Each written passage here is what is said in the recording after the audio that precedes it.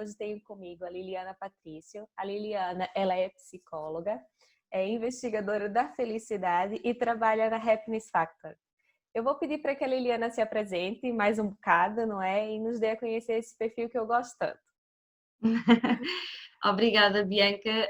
Então é isso mesmo, eu trabalho como formadora, consultora e investigadora na área da felicidade, principalmente na área da felicidade que acontece em contexto de trabalho, a felicidade corporativa, e é algo ainda mais específico que cabe dentro desta questão da felicidade corporativa, que é o salário emocional.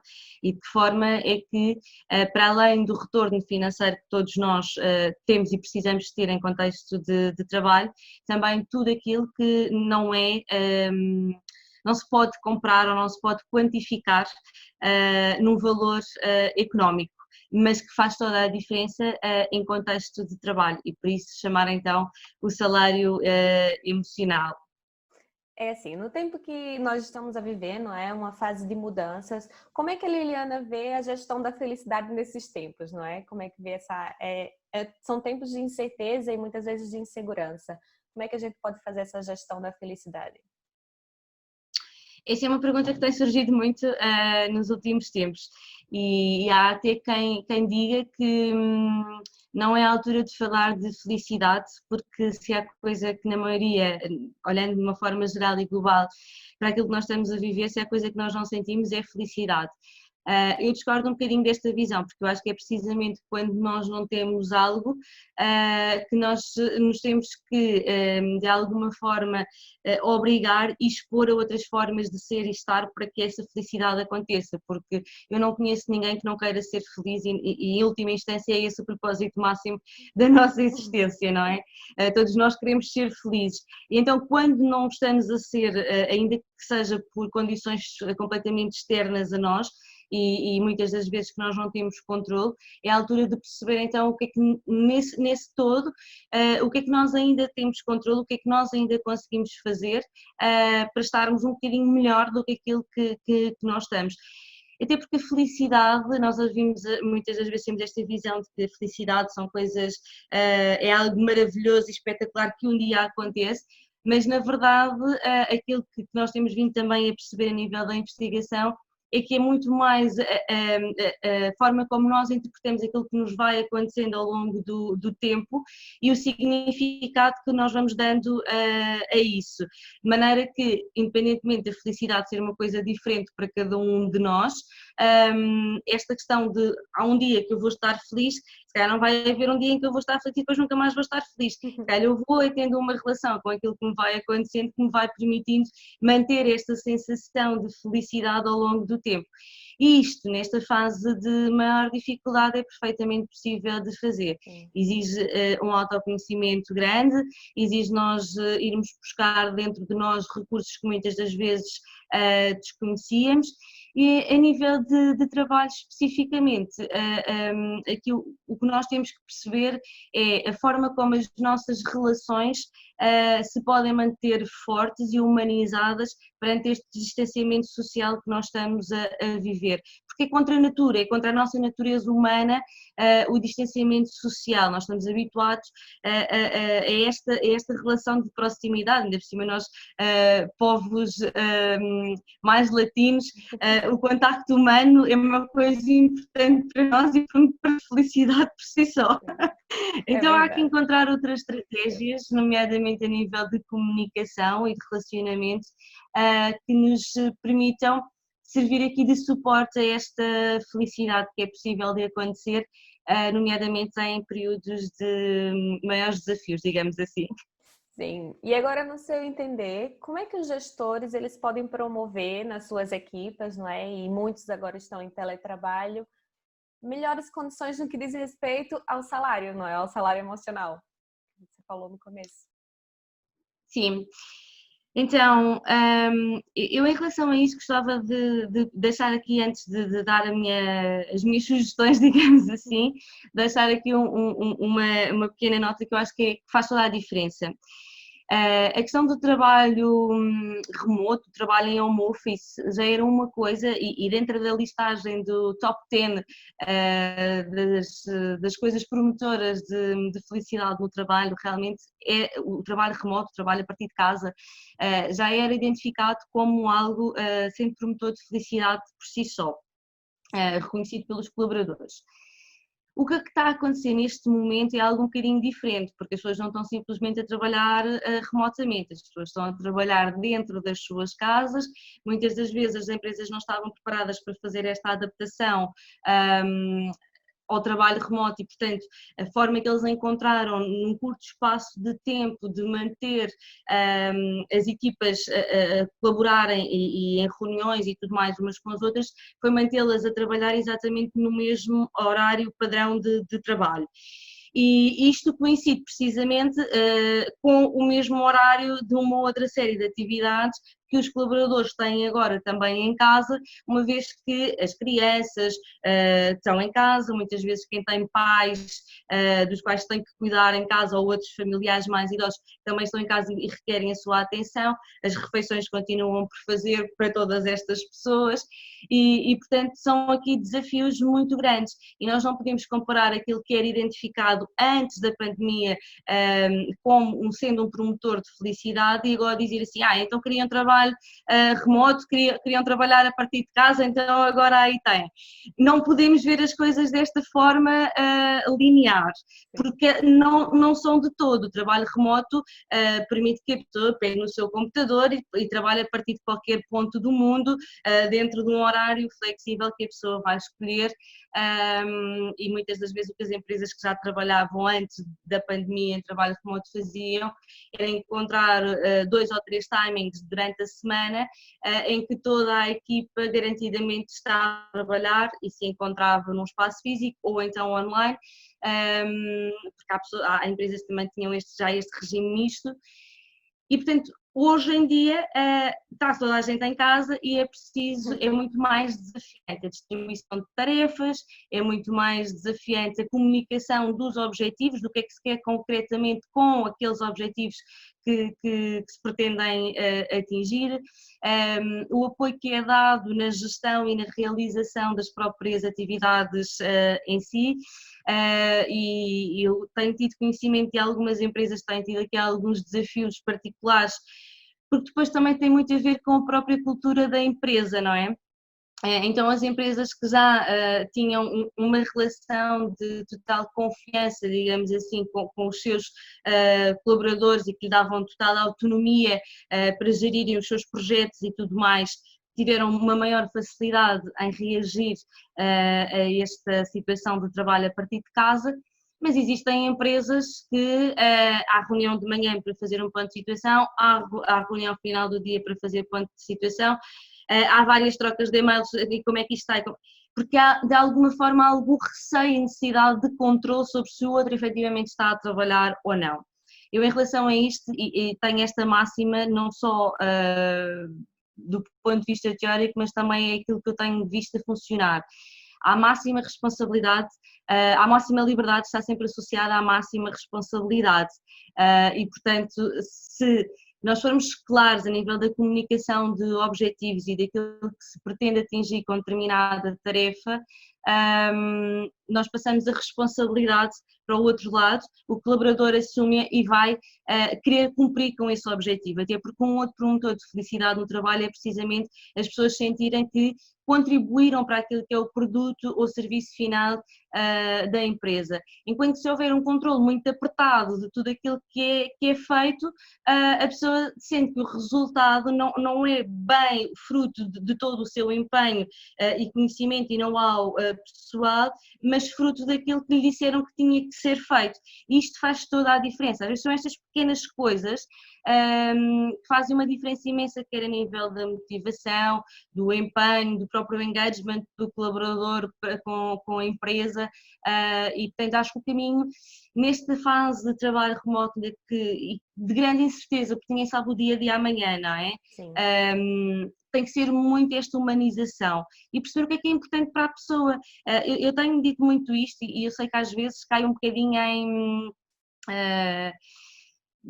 parece que estamos aqui isto é tudo de bom para todos, mas a verdade, se nós formos todos um bocadinho mais humanos, e quando eu digo humanos, digo respeitarmos quem nós somos e respeitarmos quem o outro é, nos permitirmos ver numa perspectiva empática, as coisas tornam-se muito mais fáceis. Às vezes é só perguntar, olha, sei que tens um filho pequeno, como é que as coisas estão a correr em casa? Conta-me sobre os teus desafios. Há alguma coisa que eu, como teu gestor, como teu team leader, possa fazer para facilitar um bocadinho o teu dia?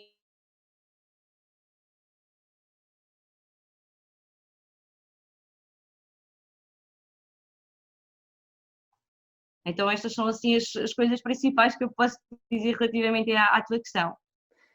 Olha, muito obrigada. Respondeu mesmo muito bem. E agora vamos falar um pouquinho sobre a nossa gestão de carreira nesse turbilhão de incertezas, né, que nós estamos tendo.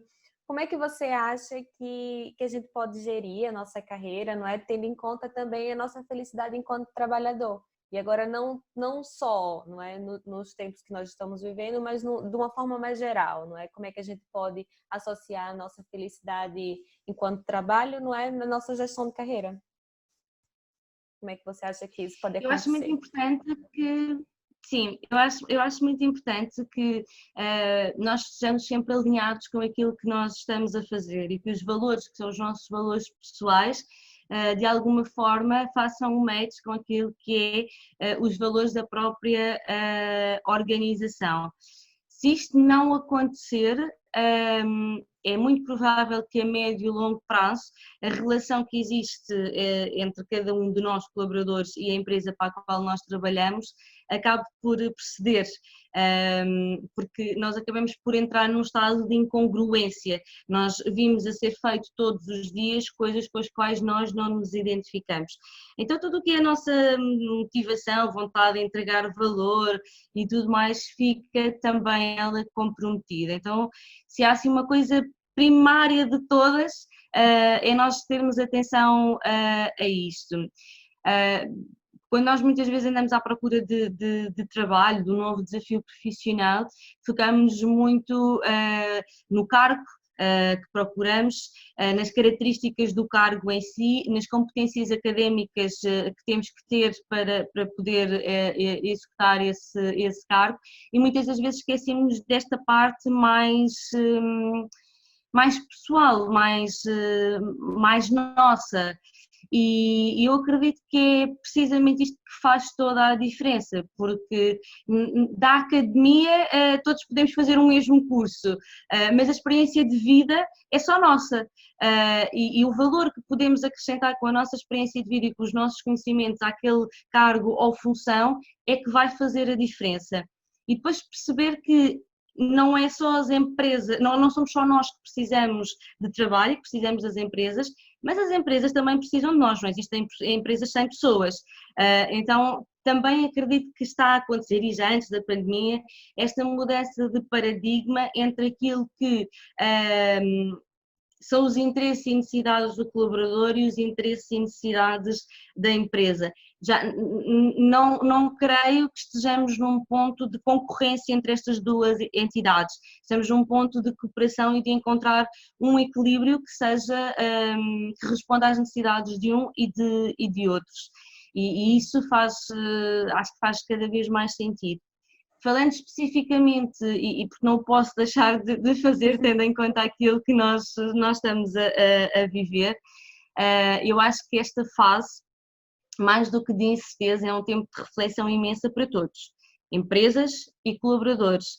E a nível de gestão de carreira, eu acredito que esta fase vai ter um impacto importantíssimo, porque a forma como as nossas empresas estão a lidar connosco, quer nós estejamos a trabalhar, quer não, porque as empresas estão sempre a comunicar para o exterior e com o exterior, não é? Há sempre comunicação interna e externa no contexto das empresas, vai ter muito impacto naquilo que vai ser o depois da pandemia, o depois do desconfinamento total, porque a forma como as empresas estão neste momento a lidar com as pessoas que lá estão vai fazer com que os próprios colaboradores repensem se estão ou não estão alinhados com aquilo que é a própria cultura da empresa e se desejam manter-se ou não nesse contexto. E quem não está a trabalhar e não está integrado numa empresa, tudo aquilo que as empresas têm comunicado para fora do que estão a fazer, não estão a fazer, como se tem relacionado com os seus colaboradores, como é que se têm havido despedimentos, têm havido layoffs, Sim. como é que esses processos têm sido feitos, estão a transmitir uma imagem muito clara do que é a própria cultura das empresas e o que é que se vive lá dentro. E está a dar a possibilidade às pessoas que não têm neste momento trabalho e estão à procura de um novo desafio profissional, perceber também se querem, se identificam ou não para integrar naquela equipa e avançar num processo de recrutamento no contexto dessa equipa. É o que vai gerar Então, atratividade ou não, não é? No fundo, o que é exatamente, atrativo ou não ser exatamente, atrativo.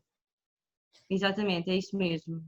Olha, muito obrigada, Liliana, por esse momento. Agora, para quem não sabe, na carreira da Liliana também tem um espacinho, não é, na gestão de carreira dela para um projeto, que é o Sagaz. O Sagaz é um projeto da Alento, foi criado e desenvolvido pela Alento. E eu queria saber como é que está sendo essa experiência enquanto mestre Sagaz. Você foi uma mestre que foi contactada por mim e veio de Lisboa de propósito, não foi para Matosinhos. Eu fiquei muito feliz com aceitar esse convite. Eu queria perguntar como é que está sendo essa experiência. Então, antes de mais, agora publicamente, digamos assim, obrigada pelo convite. Foi realmente um desafio que eu não podia de todo deixar de aceitar, porque quando eu fui, quando falaste comigo e depois fui conhecer o projeto e perceber no que é que consistia, eu fiquei realmente maravilhada com a ideia e com aquilo que têm feito, porque esta coisa da gestão de carreira é bem complexa e começa a secar muito antes daquilo que nós achamos. Nós adultos, quando nos vimos no meio profissional, começamos a pensar na nossa gestão de carreira, mas na verdade ela começou já há uma série de anos atrás e nós já não conseguimos voltar atrás, é impossível.